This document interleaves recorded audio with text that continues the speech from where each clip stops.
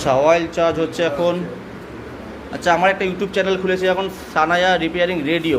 ওটাতে কী হবে, তোমাদের গ্রুপে ছেড়েছিলাম মনে হয়। রেডিওতে কী হবে, পুরো ভিডিও, টোটাল ভিডিও ছাড়া হবে, কোনো এডিট করা হবে না, কোনো কাটিং হবে না, ভিডিও ছাড়া হবে। ওটাকে বলে রেডিও, রেডিওর মতো লম্বা ভিডিও। তো তেলটা, পুরোনো তেলটা একটি পাত্রে ঢেলে নিলাম। এরকমই যা যা ক্লাস করাবো না, ওটা রেডিওতে পুরো বলবো।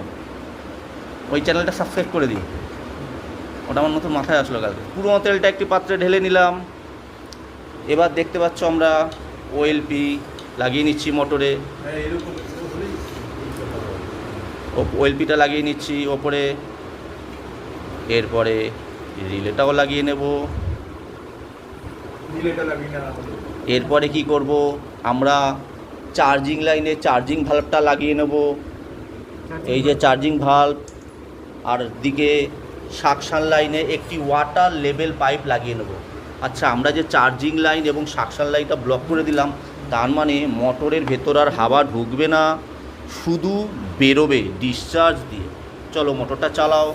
তো দেখছি ডিসচার্জ দিয়ে মোটর হাওয়া বেরোচ্ছে, এবং এই মুখটা চেপে রাখবে, ভালো করে চেপে রাখবে, হ্যাঁ, নইলে হাওয়া ঢুকবে। হাওয়া ঢুকছে, চাপো ভালো করে। তো এইভাবে কি করছি, ডিসচার্জ দিয়ে হাওয়া বার করাচ্ছি। দাও। এবার দেখবো তেলের পাত্রে দিলে তেল খুব সুন্দর করে টেনে নেবে। সুন্দর করে টেনে নিল, আমাদের অয়েল চার্জিং সম্পূর্ণ হলো। আবার বলছি কি করেছিলাম, প্রথমে ডিসচার্জ লাইন সাকশান লাইন কেটে মোটরটি বাইরে বার করে এনেছিলাম।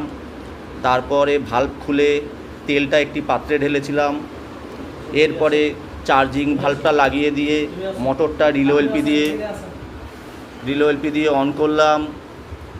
এবং চার্জিং লাইনে যেহেতু ভাল্ব লাগিয়েছি, সাকশান লাইনে পাইপ লাগিয়েছি, তাই চার্জিং আর সাকশান দিয়ে হাওয়া ঢুকতে পারছে না মোটরে।